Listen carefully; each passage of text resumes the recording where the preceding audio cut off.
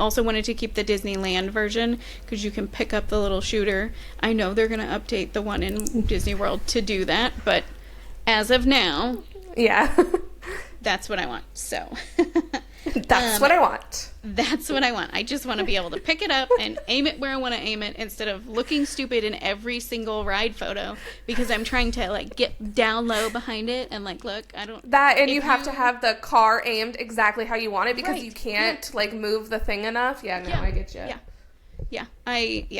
I'm tired of dumb ride photos, so that's what it boils down to is just the ride photo looking dumb. So.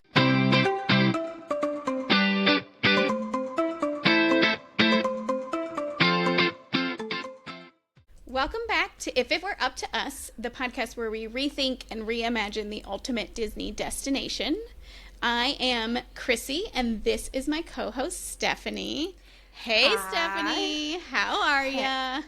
Good. It's a Monday, and it's Mondaying, but I'm good otherwise.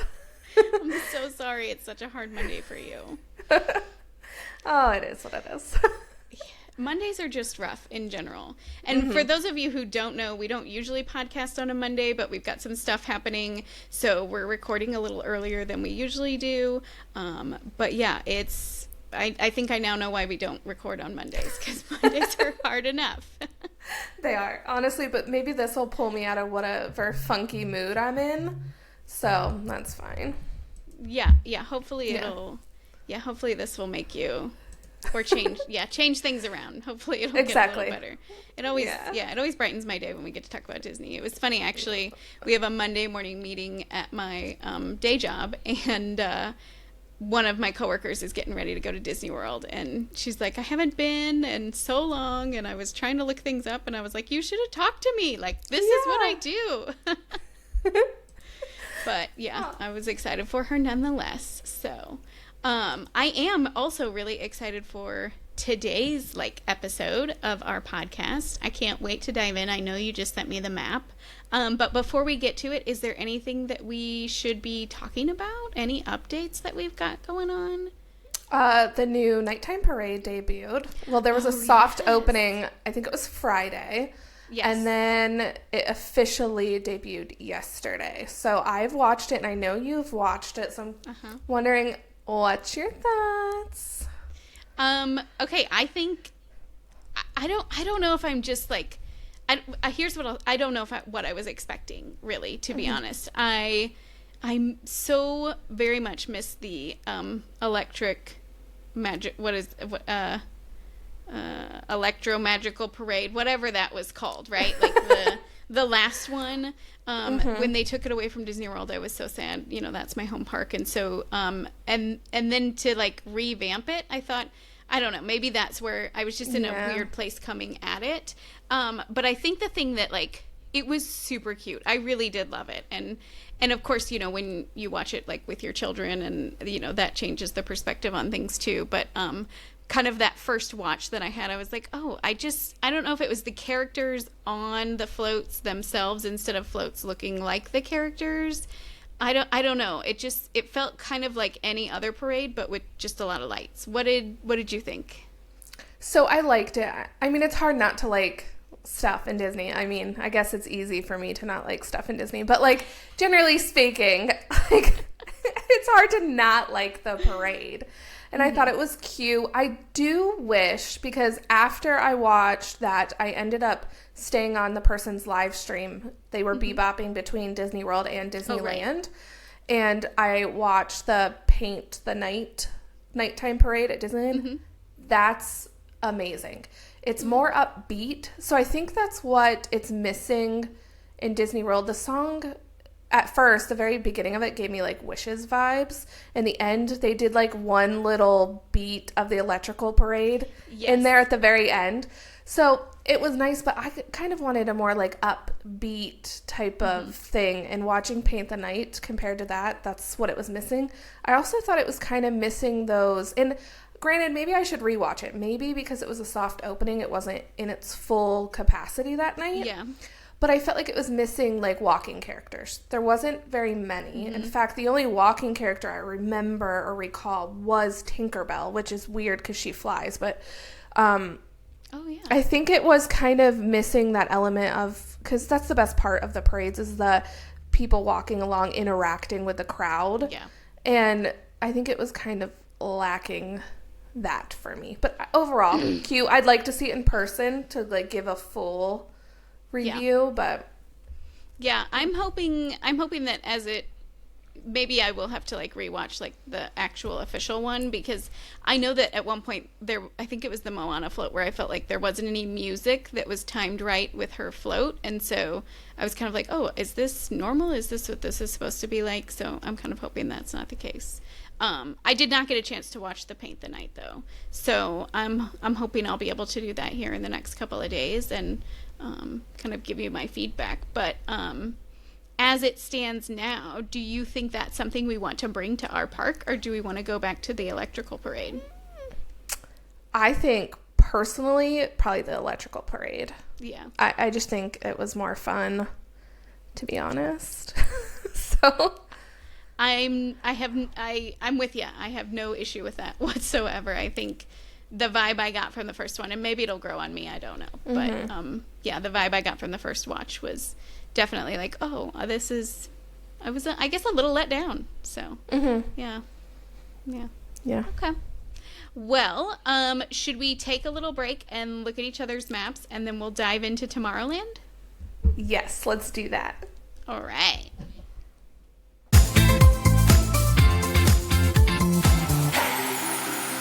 I thought before we dive into what we've got going on, I could give you and our listeners a little insight into what Tomorrowland is. Would that be okay? Okay. Yeah, let's do it. I did do a little bit of a research rabbit hole. And so if you'll allow me to go down deep in that hole, I will start with the dedication from opening day at Disneyland, or the dedication given to Tomorrowland when it opened. So Tomorrowland, a vista into a world of wondrous ideas, signifying man's achievements, a step into the future. With predictions of constructive things to come, tomorrow offers new frontiers in science, adventure, and ideals. The atomic age, the challenge of outer space, and the hope for a peaceful and unified world. I'm not gonna lie, I feel like that almost sums up, like, well, maybe that last little bit of, like, sums up, like, Epcot almost, right? Like, or that original vision of Epcot, which we know kind of down the line Walt had, so maybe he did that on purpose. Yeah, little foreshadowing type of thing. Yeah, like, hey, this is what's happening here in this park, but I got bigger, better plans. Yeah. Okay, so I'll just kind of dive in. So we all know the park opened in July of 1955. Tomorrowland was supposed to represent a future more than 30 years from the current day. So in 1955, think like, 1985, 1986 is really what that world was supposed to, or that land was supposed to be about.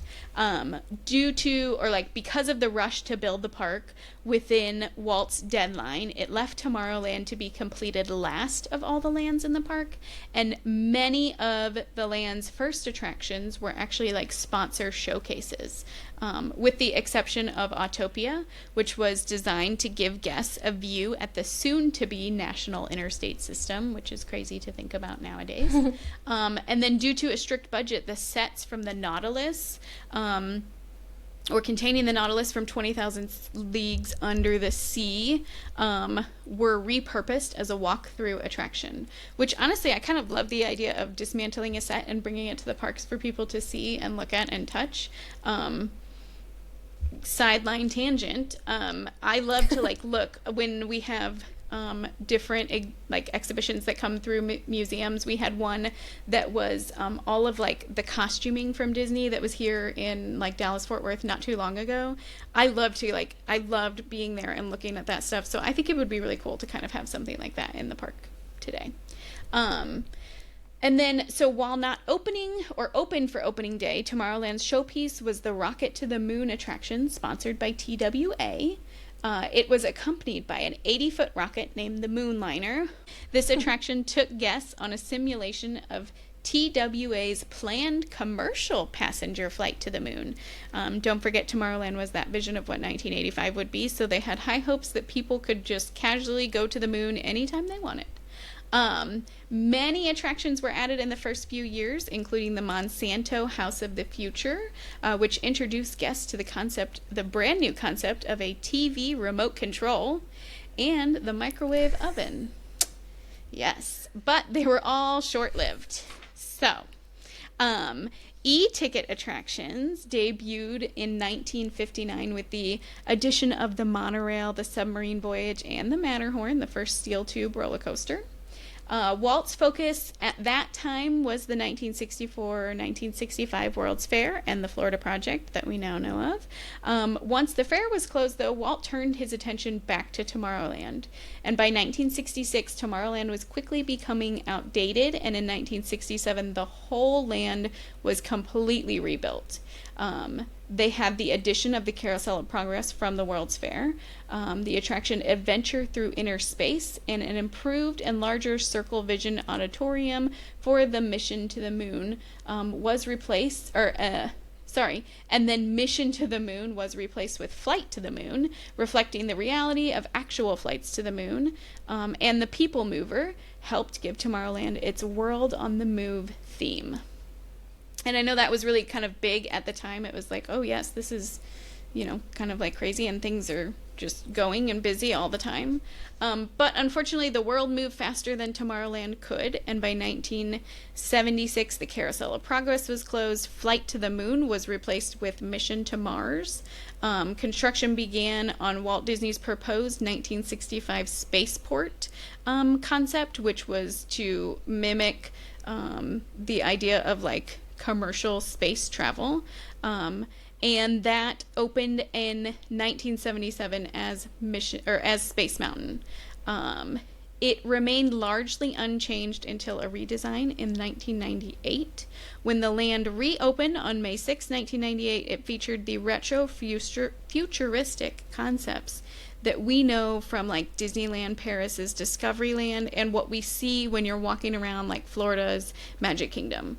Kind of that vision that like looks futuristic but also has very retro vibes or reminiscent of the past. In the early 2000s, intellectual property was incorporated into some of the existing attractions, meaning like Finding Nemo was incorporated into the submarine voyage, and Buzz Lightyear Astro Orbiters, or Astro Blasters, debuted as the last new attraction added to Tomorrowland. Space Mountain got its Hyperspace Mountain overlay during Tomorrowland's Season of the Force to coincide with the release of Star Wars The Force Awakens. And the whole land got a new paint job in 2015. And really, that was like the last time that this land was updated. And I think we've seen this kind of theme throughout Tomorrowland in all of the parks, with it, being with tomorrow very quickly becoming today. Disneyland's Tomorrowland needs like a whole overhaul, though. Mm-hmm. It's sad. And is the Matterhorn in Tomorrowland?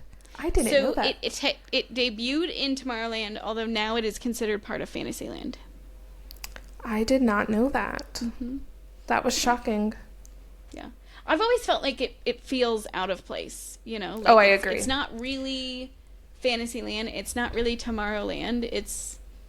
No, I just feel like it's out of place just there. Yeah. Like it doesn't like look right there. I don't know. I'm trying to remember what the Imagineering story said about it. Because all I can remember about it is the basketball. The Skyway like buckets went through the Matterhorn at one point, and they had, Matterhorn mountain climbers, and so I feel like it was kind of like, I guess it weirdly bridged the realm between Fantasyland and Tomorrowland, like just having the Skyway, this like contemporary method of transportation went through it, and yet it was still, there's a big giant mountain in, you know, the middle of California. So, Southern California, if you will. I guess I that's fantasy. I don't know. But, yeah, it's always felt a little bit out of place for me, too. So, yeah. I'll just drop in a map of what Tomorrowland looks like kind of in both Disneyland and Disney World right here in the video. So if you're watching along, it's up on your screen now. Take a look. And then we'll just kind of dive into your map first. Okay. My map. So we're going to start, you're standing in the hub, you're turning right, you're going through Tomorrowland. Personally, I would like it to look like Walt Disney World's because I feel like Disneyland's is all kind of like smushed together, rightfully so. They don't have a lot of room. But I want Disney World to kind of walk over. It's not really a bridge, but a bridge. And then, or is it a bridge there? I can't remember. It is a bridge. One of them there is. Yeah. But I agree. I like the arch that says Tomorrowland on the top of it. Yeah. Yep. And I want to keep to the right that building that houses Monsters Inc. Laugh Floor. But I don't want Monsters Inc. Laugh Floor there. Okay. I don't really know what I want in that building because on the left, I want to put Astro Blasters, Buzz Lightyear's Astro Blasters from Disneyland there. And I will say, a while ago on our Instagram page, I asked, what attraction do you think does not belong in Magic Kingdom at all? And I got 2 people comment that they don't think Buzz Lightyear belongs in Tomorrowland at all. So interesting. I initially felt the same, except for this park is more like fantasy and stuff like that, and I don't know what's more fantasy than a talking toy space ranger. So I felt like we could leave him in there. So I did, and that kind of brings me to my center area. I want to keep, even though it's a pain in the butt to go up and down the elevator for Astra Orbiter, I need that building because I still want the people mover. So that's the literal only reason that I kept the Astra Orbiter up on the top of the roof, because I do think it's way more convenient in Disneyland that it's a land ride and not up in the air and you don't have to do the stupid elevator thing. But maybe in our park we could put double sets that actually work or something. So that kind of puts me into that center area. I covered both my buildings. So maybe let's chat about yours. Yeah, mine looks very similar to yours. Coming off of the hub, I will say I did keep, before you get to your first building that you just talked about, I did keep the Tomorrowland Terrace restaurant. At first, I wanted to do something really crazy and pull that out and put the Carousel of Progress there, because I felt like that would be a nice kind of bridge between the two lands for that section. But I do think, from a standpoint of the other offerings that it has there, the dessert parties, and then like the reserved viewing that you get when you go to those dessert parties, so I did leave it in there. But I do want to kind of note that that could be an option if we have to move things around, is to get rid of that, because otherwise it's not like open all the time. It's just for those dessert parties. So I felt like it's kind of a waste of space. So yeah, I would agree with that. But that being said, then I did keep Buzz Lightyear Astro Blaster, or Buzz Lightyear Astro Blasters. I also wanted to keep the Disneyland version because you can pick up the little shooter. I know they're going to update the one in Disney World to do that, but as of now, that's what I want. So that's what I want. That's what I want. I just want to be able to pick it up and aim it where I want to aim it, instead of looking stupid in every single ride photo, because I'm trying to like get down low behind it and like, look, I don't that, and you have to have the car aimed exactly how you want it, because you can't like move the thing enough. I get you. I'm tired of dumb ride photos, so that's what it boils down to, is just the ride photo looking dumb. So. You could just stop shooting for the ride photo. No, you can't. That's valuable time to get your score up. Come on now. That's right. You need to get that bottom Z on the that's right. Zerg. So then because I didn't move Carousel of Progress over to Tomorrowland Terrace, it's where it is. And a lot of that really stemmed from the fact I was on the same page as you that I wanted to keep the People Mover. And so I tried to keep that track layout that the People Mover has as similar to it as it is in Disney World. So I left that there. Okay, so then across from Astro Blasters, where it is in Disney World, where we used to have the Stitch experience, or what is it was the extraterrestrial thing, and then it was a Stitch attraction. Great Escape or something? Yes, Stitch's Great Escape. Thank you. Yeah. So I did take that one, and I actually did leave that as a Stitch attraction. It's called, what is it called? Space Chat with Stitch from Shanghai, and it's pretty much like Turtle Talk with Crush, but it's Stitch. So it's an interactive show.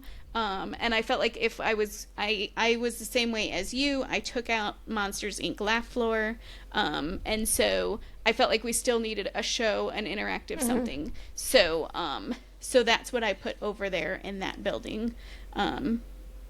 Would be that Space Chat with Stitch. And then same thing with you. I left the People Mover and the Astro Orbitos from Walt Disney World right there in the middle.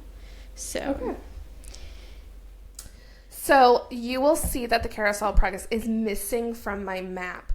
But I told you there was one attraction that I was fine with either way, and I feel like I'm fine with keeping the Carousel of Progress. Because where else would we nap in our park? Because we already pulled out Hall of Presidents. And my husband loves it, so maybe he would actually kill me. So I am fine with keeping it, but it is missing from my map. And right next to where the Carousel of Progress is today, I put my Autopia. I would like the one from Disneyland because it has that funny looking astronaut stuff. And I think it would be cool to update the cars to almost look like they're hovercraft type of thing. Yeah. To kind of add that flying car element. It'd be hard to do, but maybe you could in a way to kind of pull in that Tomorrowland type of thing, like flying cars are one of the most popular things people talk about in the future.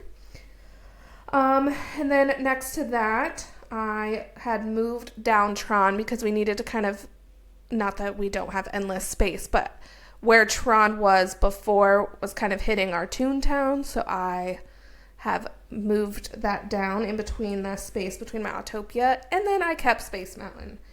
Yeah. And the only other thing to wrap up my little tiny Tomorrowland is I still wanted Cosmic Rays. I know a lot of people don't like it. I love Cosmic Rays. So I love that you can good. I love that you can sit in there and watch, have a nice view of the castle and people watch and stuff, or you can sit down low and have the loud, what's his name? I can think of it. Cosmic Ray. Sunny Eclipse. If you want, which is what my family used to do all the time, and now I kind of like to sit by the castle. But yeah, that's pretty much wraps up my tiny Tomorrowland. Yours, I notice, has a bit more, so I'll let you. Mine does have a bit more. But before I kind of get into my Tomorrowland, I think we need to stop and talk for a second, because there are some of those things in the rest of my Tomorrowland. But I want to preface what I'm about to say, and I think we have to talk a little bit about Epcot in order to do that. So, I had a really hard time with the difference between Tomorrowland and World Discovery and Epcot. Especially, and maybe it's not even especially, but now that we've moved to these 4 neighborhoods over in Epcot where we have World Celebration, World Showcase, World Nature, is that what it is? Yeah. And then to have this World Discovery section that's just mission or space themed, and then also have Tomorrowland. I just felt like that didn't quite fit with my vision of Epcot. And then it just felt weird to have two very similar places to visit in the parks. I know that Epcot, this like was also a thing for you. So what were your thoughts? Okay, so I struggled a lot with the exact same thing, the concept of that area of the park in Epcot and Tomorrowland. What kind of brought me back was that Buzz Lightyear ride. Because for me, in my Tomorrowland, I don't picture this being like factual things that will ever happen in tomorrow. Like, it's more fun. We have Stitch. You want to bring little Stitch in. That's never happening. We have this Buzz Lightyear. So I picture my Tomorrowland as like a fun play on what the future could be.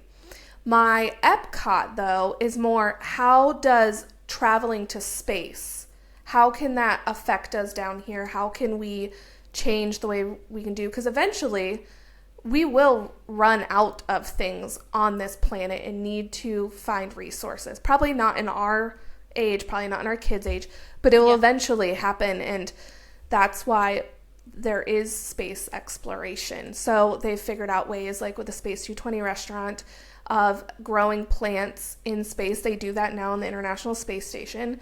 And while Space 220's little thing up is not completely factual, that's not what the International Space Station looks like, it's still fun. Yeah. And it does happen. I mean, obviously not in that way. We shoot rockets up to the International Space Station.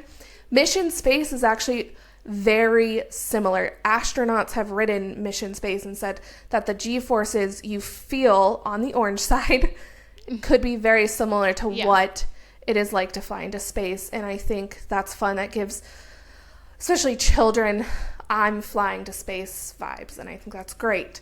My test track, the new one, actually is great because it's the future and how we can evolve car travel, automobile travel to be better for the planet. So that's why it did take me a while to like, this doesn't make sense to have two of the exact same things. Yeah. But they're not to me, so. Okay. You may have just talked me out of all of my ideas now, because that does make a lot of sense. In the way that I was looking at Epcot and like the whole like vision of like one world and kind of, although maybe not, we'll see. So my idea was like, it's one world. We've got this one planet and how we all kind of come together and look at the resources that we do have on Earth and the way that we all share the planet and the cultures that are living kind of, whether or not you call it in harmony on the planet, but you know, all of these different cultures and people existing at the same period of time. And so when I thought about that being what Epcot is for me, it changed this whole idea of having this section of park be very forward thinking, space thinking. And so I do see what you're saying now, and the test track thing does play into it quite well. Because when you look at my map, you will see that I also I did move test track over to Magic Kingdom, or our castle park, and I did that because I felt like it was a futuristic kind of view, somewhat, you know, and showcasing technologies, which I felt like was kind of the vision for Tomorrowland. And we all know that became an issue very quickly for Walt in the parks, was how fast tomorrow is today. You know, so trying to think about that, or keeping that in mind, I felt like, okay, yeah, we're showcasing these technologies. So even if it's not necessarily technologies that are so far in the future, we're showcasing technologies. And I felt like that was something we could put here in Tomorrowland. So yes, so I did, after my Carousel of Progress, move into Test Track, and then I put Tron down there, because where do you put Tron?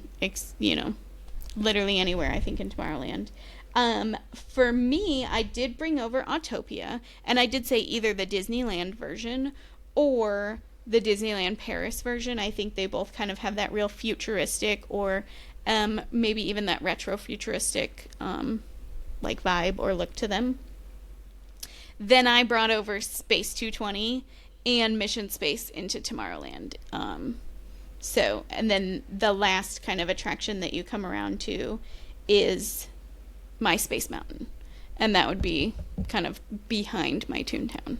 So that's the way that my map looks. I'm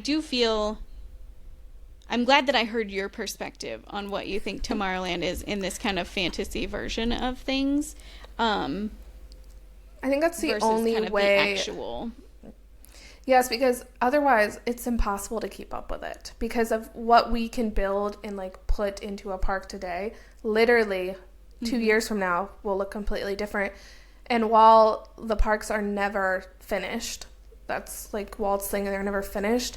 I think bringing that fantasy aspect in it and just making it it is pretty far-fetched, but like keeping it kind of like a fun way of what it could look like would be.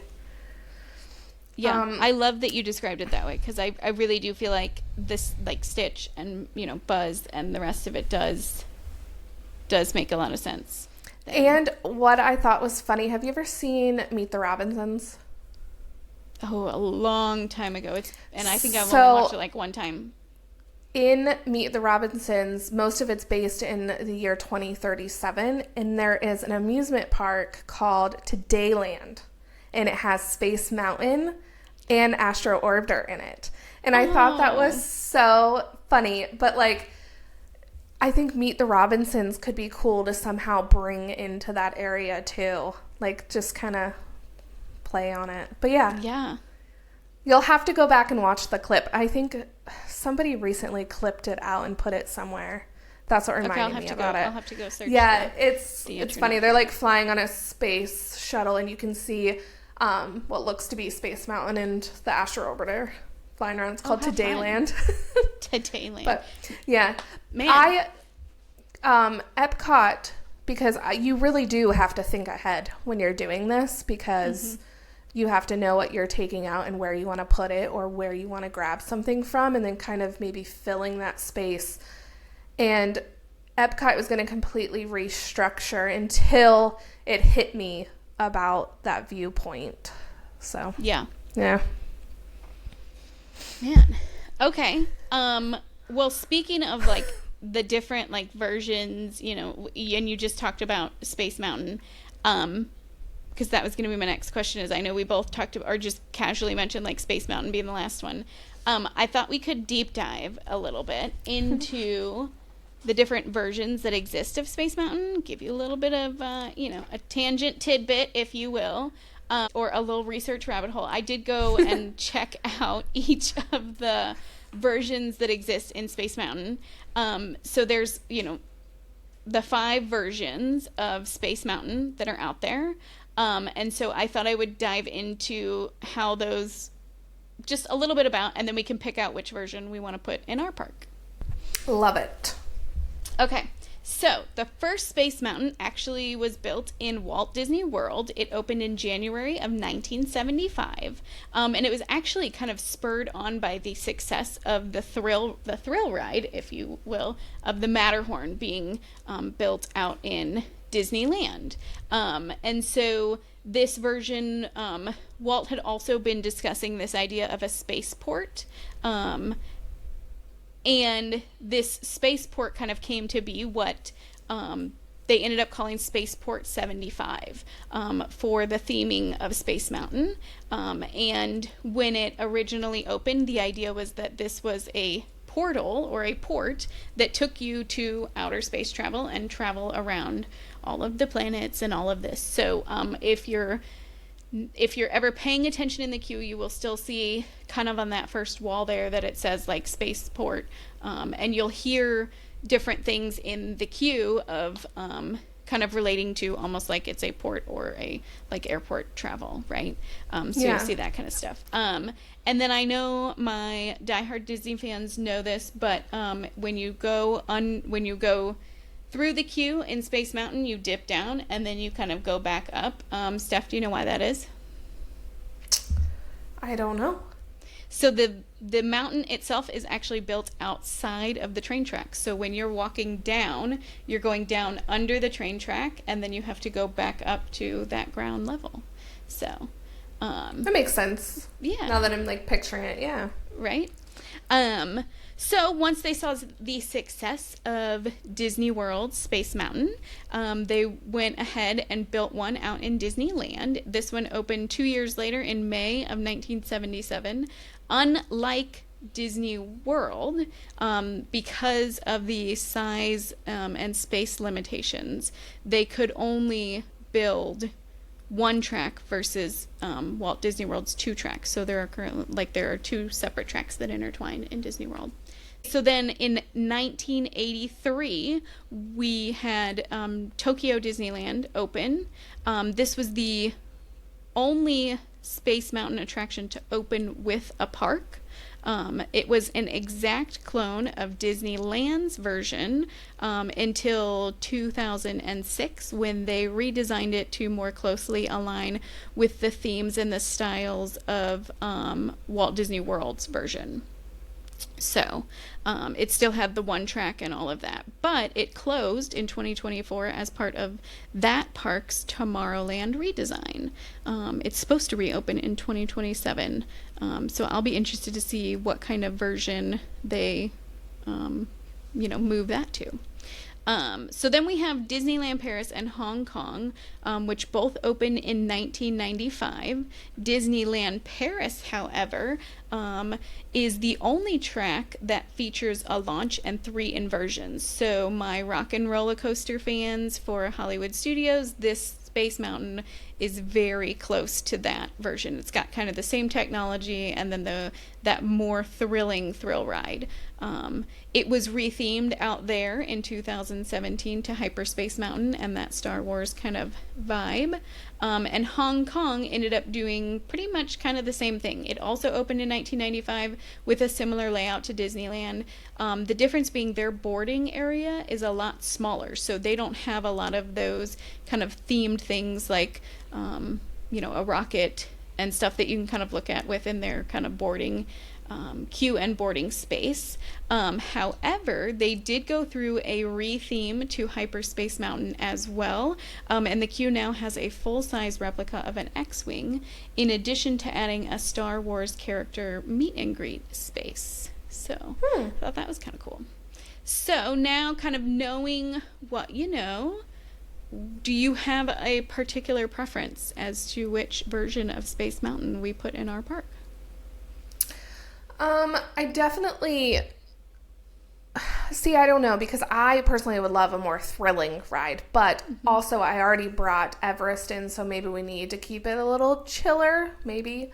Yeah. I also think it's okay, even though we're planning to put Star Wars somewhere else in our thing, I think it would be okay for Disney World and our new park to do a Hyperspace Mountain during the month of May, because it is amazing in Disneyland.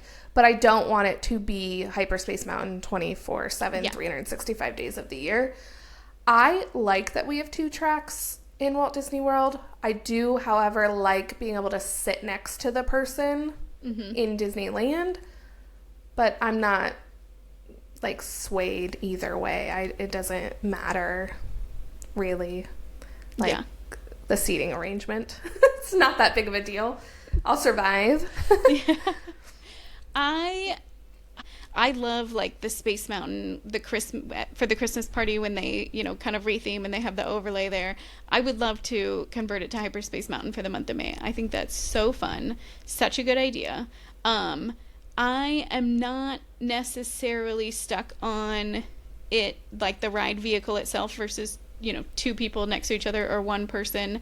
But I would like to see them put some more cushion in those seats, because the older I get, the rougher that ride gets, you know what I Or mean? like a little boost to get you out, like a little... Oh, yes, if it could spring the seat up so I don't look like a fool trying to get myself out of that seat, that would be great. Yeah, great. Yeah, that's the next It is easier to get out of the Disneyland one. It is easier. So, whatever one has a little more cushion and is a little bit easier to get in and out of, I will take. But I do think that we do need 2 tracks. I think it's such a hot ticket item, or e-ticket attraction, that having those 2 makes a lot of sense. I agree. So, and I do agree that, like, as cool as it would be to have, like, inversions and be more thrilling, I think there's already enough thrill rides in that park. So, but do you know what the top speed of Space Mountain is? It's not very fast, is it? Mm-mm. I think it's only, and I will fact check and put it right here, but I think it's only like 27 miles an hour. Yeah, I didn't like, think I think the you fastest... almost go faster in school zones than you go on Space Mountain. In school zones. It just feels like it because you're in the pitch black, so you have no idea like what's gonna happen. Yeah. No. Yeah, that's funny. I didn't think it was very fast, especially because the fastest ride is Test Track. Like, that's the fastest ride in all of Walt Disney World.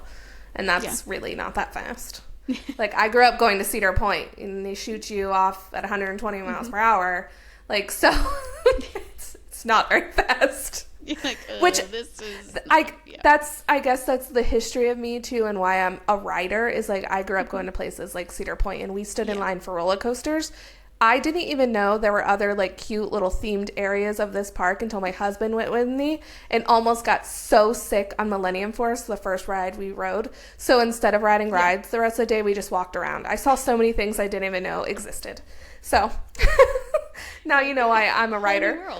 I'm like, they have this? Like, this Western area? You can make a candle here?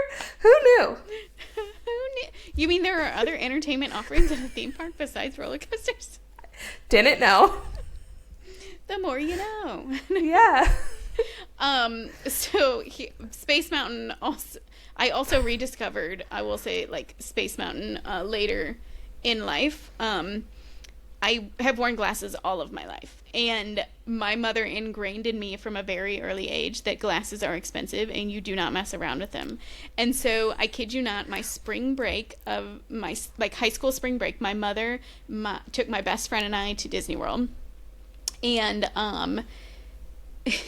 I was so afraid I was going to break this pair of glasses that I had. Even as a senior in high school, I would take them off and my friend would hold my hand through the queue because I can't see without them. But I was so afraid that I would lose them on this ride. So a long time later, I went back with my sisters and I kept my glasses on for this ride. And I realized there are planets on the ceiling of Space Mountain. And I had no idea. I was like, this is a whole new ride for me. Like, it was crazy. Yeah. So, you're welcome, world. I love that. Mm-hmm. They've learned a lot about us in this last 15 minutes. We didn't know we get so personal today, did we? Yeah. My son rode it for the first time back in February when we were there, and that was really fun. I wasn't sure how he would do, because it's not like you can really show him this ride because it's in the pitch black.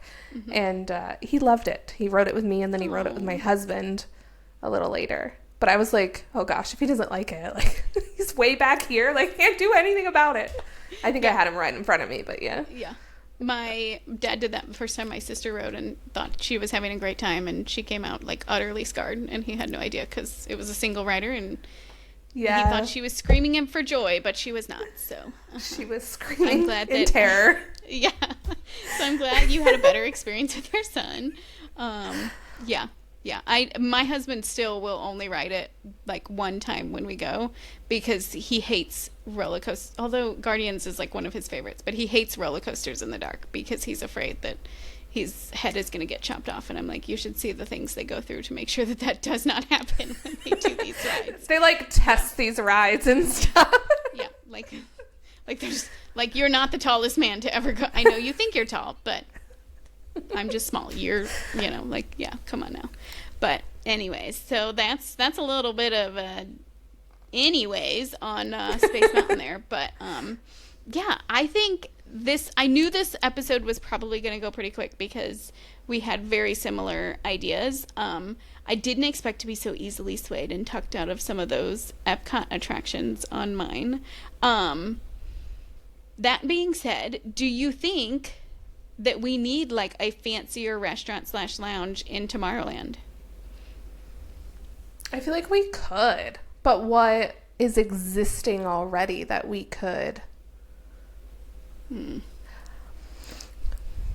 I don't know. Maybe we need to come up with an idea. Yeah. Well, I was going to say you could move Space 220, but I feel like that's also needed for space because we're going to pull a major attraction out of that area of the park.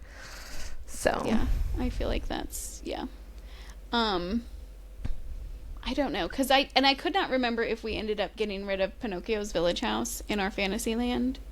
I think we ended up doing it. I think we did, and I was so sad because I was like, where am I getting pizza in the park? Yeah, that's right. But, I mean, we could bring over Pizza Planet, but that's not really a fancy restaurant or like a lounge. You could make it a table service. I mean, heck, they don't even have characters at the barbecue place in Toy Story Land. I'm changing that.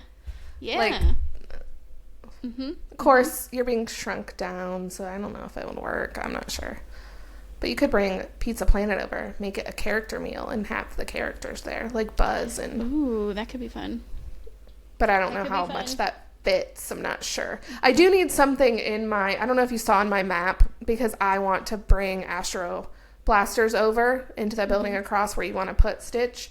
We do need to have something else if we were to keep... We'd put your Stitch thing, but there's gap for something else there, too. We could maybe... stick them in next to Buzz. Maybe we just bring over Pizza Planet and like the kind of arcade vibe. Because I would love to see a Pizza Planet that is like it is in the movie, where it's a glorified Chuck E. Cheese, if you will. But yes, exactly. With the arcade games, that'd be so fun. That could be great. We could. And I don't think they have that anywhere else. I know they have like Pizza Planet, like types of things, but. Okay, so I think that's what we bring, or like another restaurant that we bring over, and now we've got pizza again in our park. Because that was priority. Duh. We have Pizza Friday in our house every week because that's what we do. What about the lunching pad over there underneath the People Mover? Sure. It's like really crummy pretzels and plastic cheese and Yeah. I feel like, why don't they make the Astro Orbiter the Pizza Planet rockets? Oh, yeah. You know? And, like, make that all buzzy themed. Yeah. I don't know. I think the only thing I've ever got the lunching pad was a drink. Yeah. Yeah, there's... at least as of note... the only thing that I can remember seriously going back for was the cookies during the Mickey's Very Good Christmas Party. I was going to say, was that a cookie stop? I'm hungry, then I'll go there. But otherwise, so that's a takeaway. We can get rid of that for me. What about the ice cream place, Anti-Gravity's Galactic Goodies? How do you feel about that one? It's just anti-gravity, like anti-gravity, but it's spelled like an ant. Yep. I mean, we could keep it, I guess, or... Yeah. I don't know any other... there does need to be a cool treat over in Tomorrowland. I agree. You know, we've got Dole Whip, and we have... did we keep a cool treat place in... I was just going to say Fantasyland? that. I don't remember. Oh, in Fantasyland? Oh, I had it on my map. I kept the Friar's Nook and Storybook treats. Right. Yep. But I actually need to go back and listen to that episode because I'm doing the full Magic Kingdom map, just a little behind the scenes stuff, and it's going swimmingly well. I'm lying. Good thing we brought the park to Texas and we have all the space. We just have to fit it into our tiny square map. Exactly. Okay, I was looking at what else is in there. They have the cool ship, too. I thought they got rid of that. Did they get rid of that? No, it's still there, but I don't know that it's... Maybe it is serving stuff nowadays.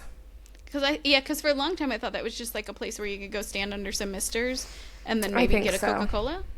Maybe? Yeah, that's what I'm envisioning. And now it doesn't even pop up on dining, so it must just be misters. Yeah. Or maybe that was the DVC thing and it never did have... I don't know. Yeah, I don't know. Okay, there's a Joffrey's Coffee in Tomorrowland. Are you keeping it? Yeah, You're going to let that stay? I know you're not a Joffrey's fan. Yeah, but we hit that one up hard a lot of times because, like, one person takes the oldest to go ride rides, and the other one takes the youngest to get coffee and ride other things. Yeah. A divide and conquer. That's smart. That's right. So we hit that one up a lot. So, yeah, it has to stay. And then what about the stage that's there between, like, the restrooms and Carousel of Progress? Are we keeping some sort of stage in our park? I think maybe we do because we are doing a Stitch themed attraction. I know he comes out. I also wanted to say that there is that Buzz Lightyear area for him to meet and greet that he never does anymore. Let's bring that back so people can meet Buzz in front of there, especially if we're going to have a Pizza Planet. Of course, if we're having the character meal. Except not everyone wants to pay for the character meal. Yeah. I don't know. I would love to see there be a meet and greet location within Tomorrowland for, like, Buzz and Stitch. And the other thing that I feel like I love, or I really do kind of love about Tomorrowland, is that it does, while we do have IP within the park, I do still think that there's enough that's not necessarily IP, like Space Mountain is, and, you know, the Astro Orbiters, you know, I love that we have that, or someplace in the park where it's not just, like, screaming Disney necessarily, but it's still Disney storytelling at its finest. Yeah. You know, so.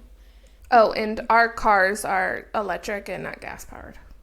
I will fight you on that one if you have a different idea. No. First of all, they're loud as all get out, and yes. And they just, like, honestly, the smell, I don't know.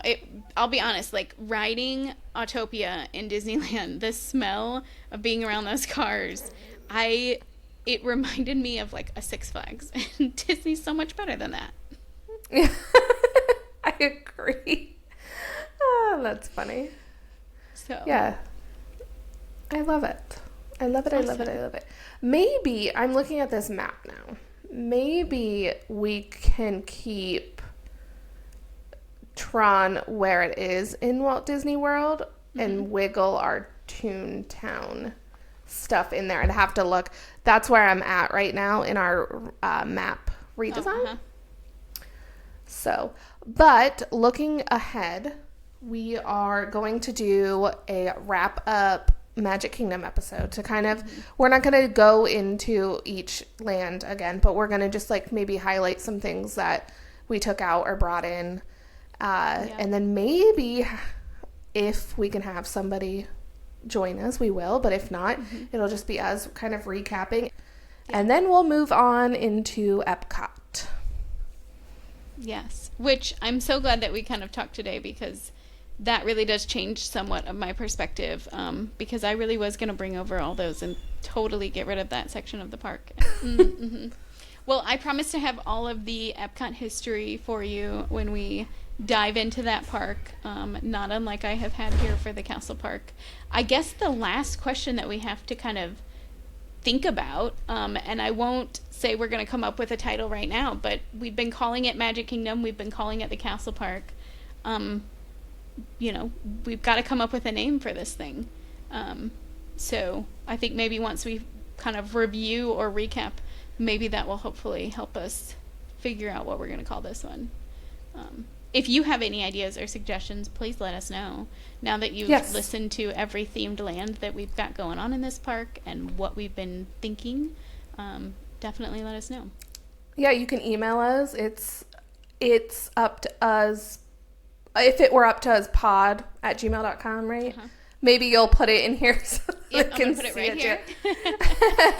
Or hit us up on Instagram, Facebook, leave a comment on YouTube, and let us know if you have any things, or maybe your hot takes of where you think we did this park wrong, what we left out maybe that needed to be in there. We want to know. I'm very curious of what the listeners think. Me too. Yeah, and if you completely disagree with us, we would love to have you come talk to us about it. That's right. We can fight in person. Say it with your chest. Tell us in person. That's right. Show yourself. Awesome. Okay. Well, I can't believe we're pretty much done with our castle park. That was so fun to talk about and rediscover. Yeah. It already makes me feel like this series is going to end too soon. I agree. Makes me sad. We still have lots of left to talk about. And maybe we kind of initially thought Epcot would be a quick episode, but maybe it won't be. Maybe it'll need to be a two-parter. Because instead of doing it land by land, I think we're just going to do maybe the front and then kind of however it flows. Yeah. Mm-hmm. Yeah, I think All right. So. So, well, if it were up to us... Well, you'll just have to listen.